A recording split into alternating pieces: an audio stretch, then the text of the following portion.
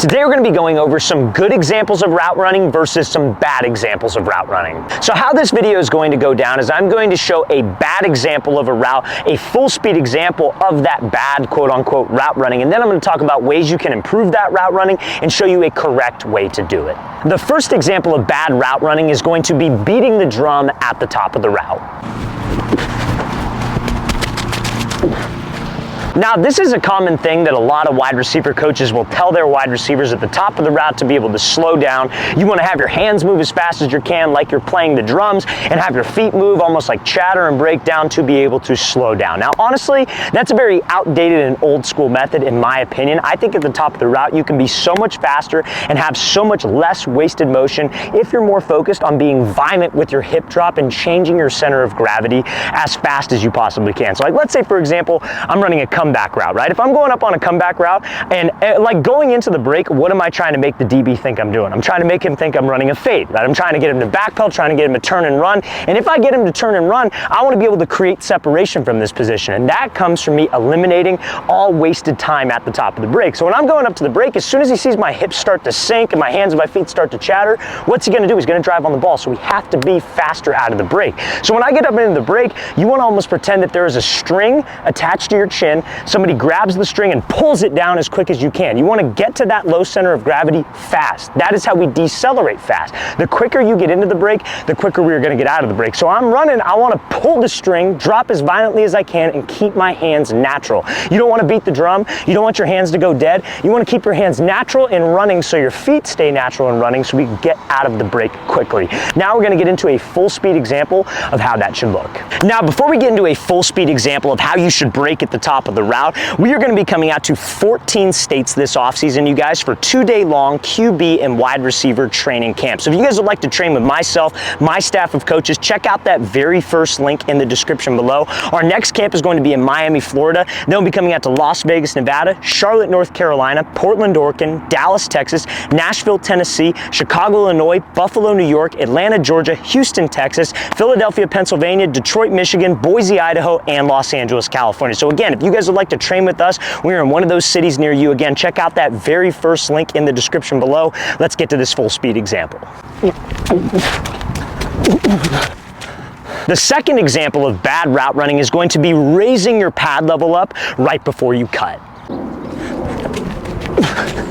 Now, the reason why wide receivers don't want to raise their pad level up before cutting is that is something called an indicator to a DB, because he is going to be reading our body language. So if you have a DB who's in press coverage, catch man, off man, when he is sitting in coverage, he is taught to have great eye discipline. And by eye discipline, that means he is going to be keying in on your hips. So if you're running a route, a lot of wide receivers will do this maybe because they're not comfortable breaking at a high speed. Maybe they want to raise up so they can drop their hips down if it's a break where they got to drop their hips. But guys will come up and they will start to raise their chin, raise their chest, and that will in turn raise your hips up in the air, giving away the break. A DB is going to be in a back pedal, he'll see you raise, and then he is going to start to settle. And that is how we get covered in a lot of different situations, especially on routes where we have to drop my hips. So there's two things that I'll tell my wide receivers to think about that can help them prevent that. One is keeping your chin down. A lot of wide receivers, especially when they get the helmets on, the pads on, they'll start to run, they'll raise their chin, and because they're carrying so much weight up top, that will make them naturally pop up. So if you keep your chin down, you don't have to be like tucked like this, but if you keep your chin slightly down, that can help you keep a slight forward lean with your pad level. Now, another phrase I'll tell my receivers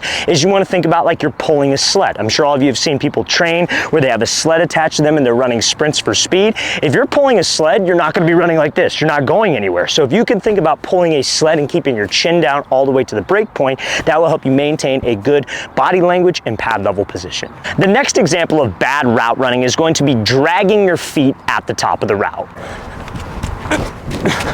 Now, a common mistake that wide receivers will make at the top of the route, like we said, is dragging their feet. Now, why is dragging your feet bad? Honestly, a lot of guys will drag because when they cut, like let's say, for example, I have to run a slant route. Let's say I'm breaking to the left, my quarterback's to the left, and I go make this cut and I reach and I try to over-exaggerate. My foot lands outside my frame. This is not a balanced position, right? If you're trying to stand balanced, you're not going to stand with your feet super wide, so we shouldn't cut super wide, because that doesn't give me any balance. So guys will drag as a source of balance so they don't pop up, lose a ton of speed, but the drag actually does slow you down. And honestly, we just don't need the drag. It's almost like leakage out of the route that's just gonna make me slower out of the break. So what we should focus on to be able to eliminate the drag is when we cut, we wanna stay inside of my body frame. A good gauge to tell that you're inside your body frame is stay on the ball of your foot. Now your whole foot can get down when you cut. Again, like if I'm running a slant, 1, 2, 3 step slant, my whole foot can get down, but the ball of my foot needs to have the bulk of the weight, and that's the part of the foot that needs to hit the ground first. So now since I'm in a position of balance now, I could actually push. I could just open up my hip and get out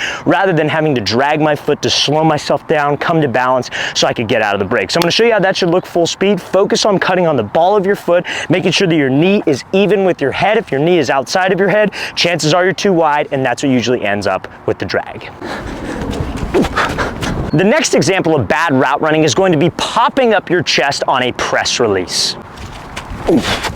Now, a common mistake that wide receivers will make off the line of scrimmage against a press coverage DB is they will pop up their chest and expose their chest, which is more likely for them to get jammed off the line of scrimmage. Now, a lot of wide receivers, you know, because they try to make DBs miss up here with like their shoulders and with their head, right? So they'll do a release, they'll pop up, and they'll try to do all this pointless movement up top when a DB is actually looking at my hips. So when you're trying to move, you stand up super tall, all it takes is one good punch from a DB and we are going to be knocked off balance. So a phrase that I'll tell my wide receivers on especially releases like a split release, right? We're trying to freeze a DB, or maybe like a crossover release, anything where you're working more lateral and that guy's right up in front of your face. You have to pretend like you're underneath a small doorway, right? Small doorway, somebody's hands over the top of your head, whatever, but if you pop up your head, that pops up your chest. But if you keep your head level and you're just operating with your feet, trying to sell with your hips, that puts you in an explosive position to where if a DB does get hands on us, we're not completely screwed and we're not gonna get completely knocked off of balance. So I'm gonna show you how that should look full speed.